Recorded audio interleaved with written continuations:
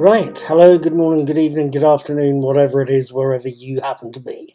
My name is Paul, I'm also called Knickknack. I'm the brains behind Knickknack's Old Peculiar, the world's most boring blog, Knickknack's Daily Teaser, the world's most entertaining short-form set of quizzes, although not if you've seen today's Neuromancer set.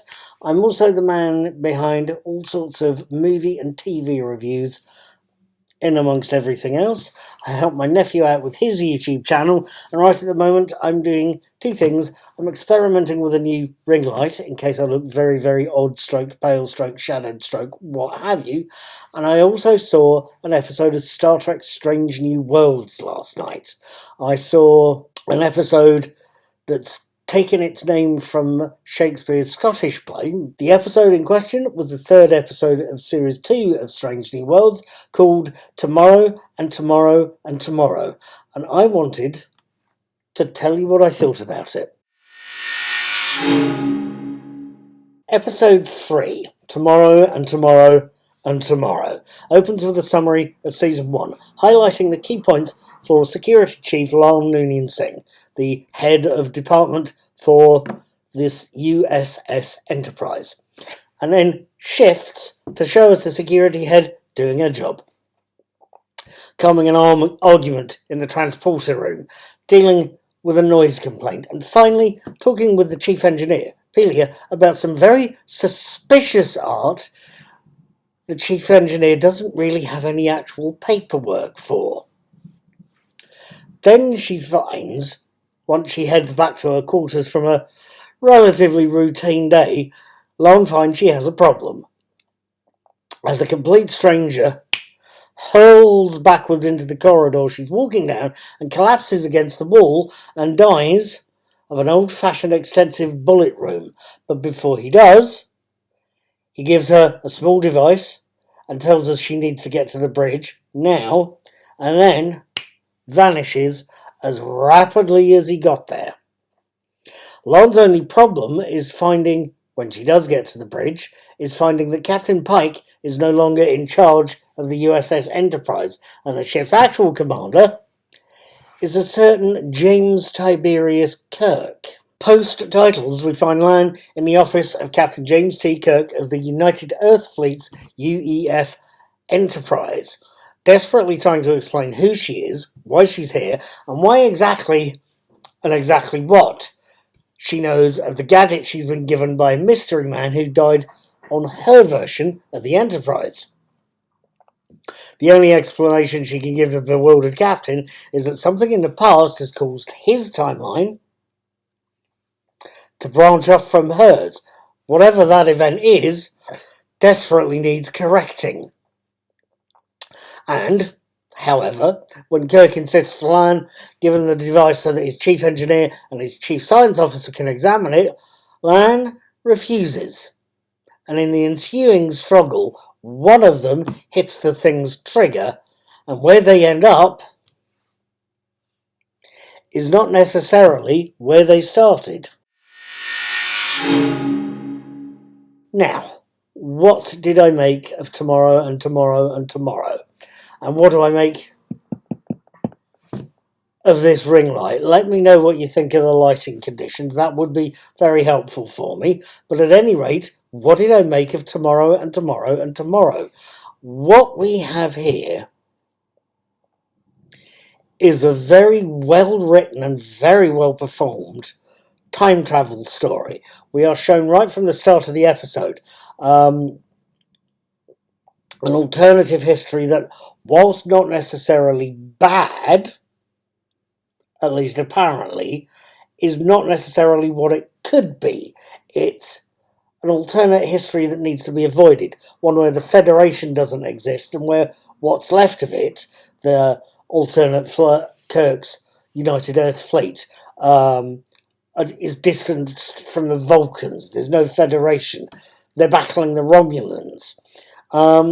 And then we are shown a pair of sympathetic central characters coming to terms with an unfamiliar world, with no idea what's causing the unwanted timeline, and how to discover or how to get to the right history, Lan's history.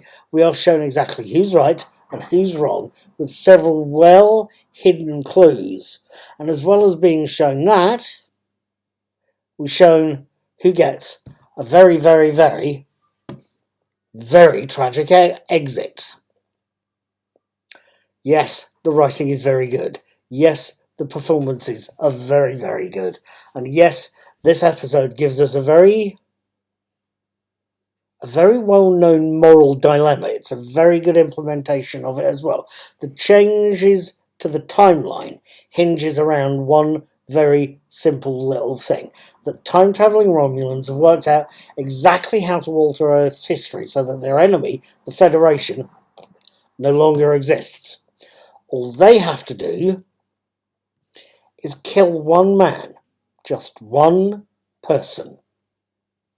A little bit of background for non-fans. I'm sure there's a few watching, or at least I hope there is. I think you should watch this episode even if you aren't a fan, because it is a very well done piece of drama.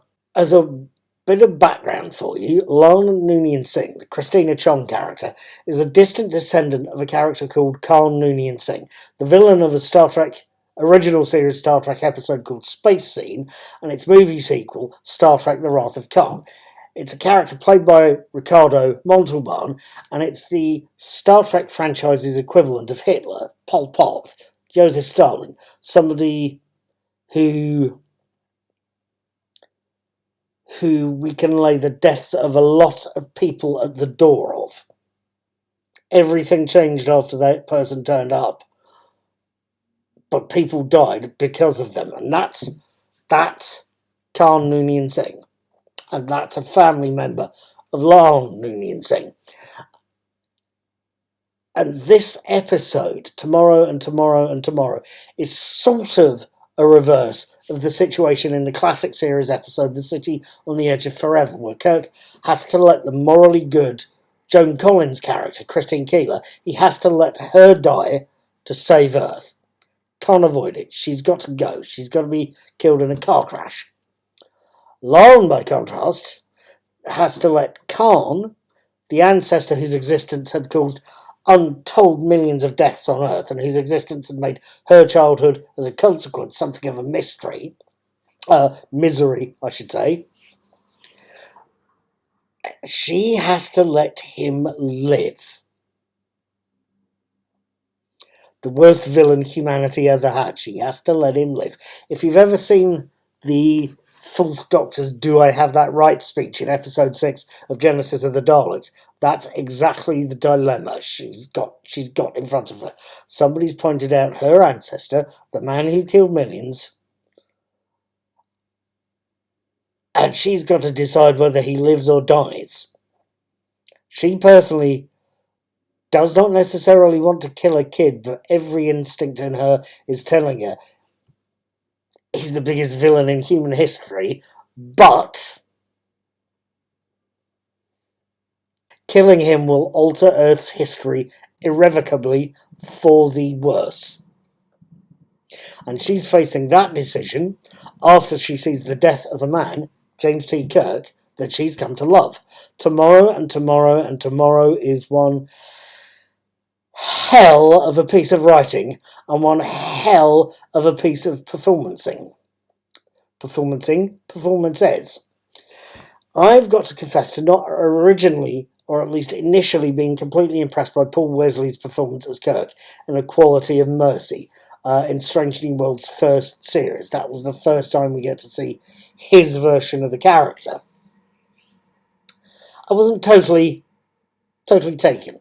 Played it nicely, played it well. He's obviously a competent actor, but I just wasn't totally stunned with him. I'm too used to William Shatner, and of course Chris Pine as well. He does a good job and very Shatner-esque, so I'm used to that kind of interpretation of the character.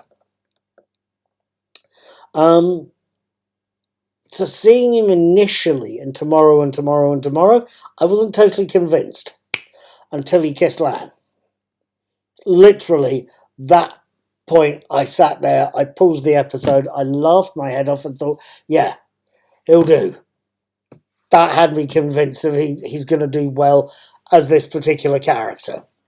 Hopefully, we will get to see more of his version of James T. Kirk.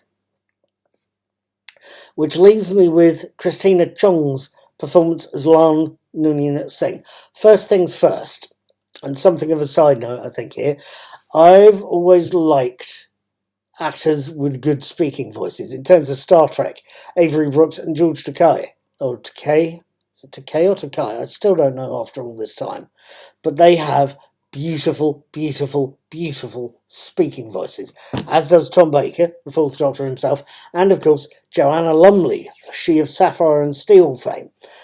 Christina Chong's another one. She's got a very good, beautiful to listen to speaking voice, and it's only improved since the last time I saw a performance of hers as Lorna Bucket in the Matt Smith Doctor Who episode A Good Man Goes to War. That, however, is a minor point. As a second point, it's not often that we see one of Captain Kirk's romances, or victims of the week, if you want to put it that way, told from the woman's point of view, but that's what we've seen here. This is a romance of Captain Kirk's told from her point of view, and Christina Chong's performance is superb as that woman. Actually, no, now I think about it, scrub that, cross it out, cut it out, reverse it. It's just plain fantastic. It really is something to see. As is, and I'll try not to give away the ending too much, but as is the heartbreaking coda at the end of the episode, and that final shot of the camera pulling away to show a broken watch. That was quite something, that really was.